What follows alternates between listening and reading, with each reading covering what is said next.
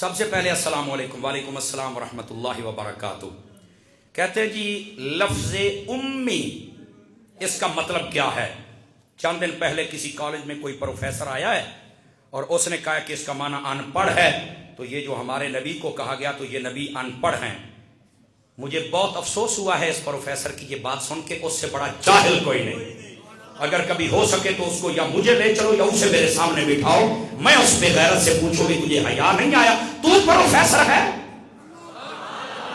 مجھے بہت دکھ ہو۔ اور اگر ہمارے لوگ بیٹھے ہیں کوئی نوٹ کرنے والے تو یہ ڈھونڈے یہ کمینہ کون ہے جو کالجز کے اندر یہ بکواس کر رہا ہے کہ نبی ان پڑھ۔ نبی پاک نے تو یہ فرمایا انما بعثت معلما، فرمایا میں ساری کائنات کے لیے استاد بن کے آیا ہوں۔ استاد ان پڑھ ہوتا ہے؟ ایسے بغیرت یتیم العلم جدید الفکر پروفیسر کا جو اپنی زبان کو لگام ڈال۔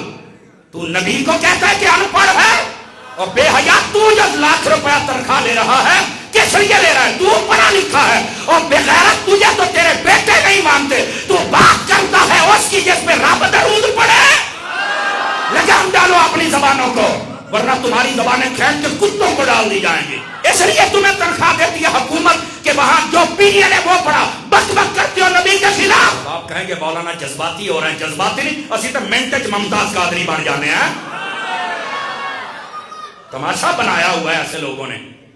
اور سنیے، لفظ امی کا معنی یہ ہوتا ہی نہیں جو یہ پروفیسر بغیرت نے بیان کیا ہے۔ شرم آنی چاہیے ایسے دیوسوں کو۔ نبی کے بارے میں یہ کہتے ہو، اور ویسے کہتے ہیں سیرت النبی کے جلسے کیا کرو۔ سیرت کہتے کسے ہیں؟ اگر نبی پاک نے جیسے زندگی گزاری ہے نا وہ بیان کرو، نبی نے بڑی اعلیٰ زندگی گزاری۔ میں نے کہا ان پڑھ کی بھی اعلیٰ زندگی ہوتی ہے؟ شرم نہیں آتی یار لوگوں کو؟ کیسے یہ بیان کر رہے ہیں؟ یہ گمراہ کر رہے ہیں۔ حکومت کو بھی چاہیے نوٹس ایسے ذلیلوں کو نکالے، یہاں پہ کوئی ضرورت نہیں ہمیں جو حضور کی گستاخیاں سیکھا۔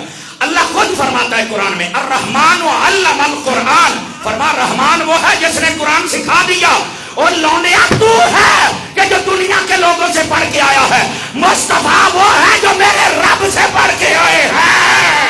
سنیے سنیے، اور لفظ امی کا مطلب یہ نہیں ہے جاہل پروفیسر سن لے، یہ مطلب نہیں ہے کہ جو ان پڑھ ہو۔ اس کا مطلب علماء نے یہ لکھا ہے امی اسے کہتے ہیں جو دنیا میں کسی بشر سے نہ پڑھا ہو بلکہ ڈائریکٹ رب سے پڑھ کر آیا ہو۔ اور سنیے، یہ لفظ جو ہے نا یہ ایسے ہی نہیں ہے۔ اصل میں کہتے ہیں جڑ کو۔ امی کو امی پتہ کیوں کہتے ہیں؟ یہ ہماری جڑ ہوتی ہے، ہم وہاں سے نکلتے ہیں پھر اس کی گود میں رہتے ہیں، اس بات کو امی کو امی، وہ ہماری جڑ ہے، وہ ہماری ابتدا ہے۔ سمجھ آئی؟ اس لیے قرآن مجید برہان رشید اس کی جو سورۃ الفاتح اس کو ام القرآن کہتے ہیں نا ام القرآن۔ ام القرآن کا کیا مطلب ہے؟ کہ یہ قرآن کی جڑ ہے، ابتدا ہے۔ حضور نے فرمایا سارے قرآن کا مفہوم اس میں ہے، اس لیے اس کو کہتے ہیں۔ اس لیے لوح محفوظ کو بھی ام الکتاب کہا جاتا ہے۔ کیا کہا جاتا ہے؟ ام الکتاب۔ ساری کائنات کے علم کی جڑ وہاں پہ ہے۔ یہ جو مکہ شریف ہے اس کو ام القرآن کہتے ہیں۔ کہتے ہیں جڑ کو، ابتدا کو۔ یہ مکہ شہر سے ساری کائنات کی ابتدا ہوئی تھی۔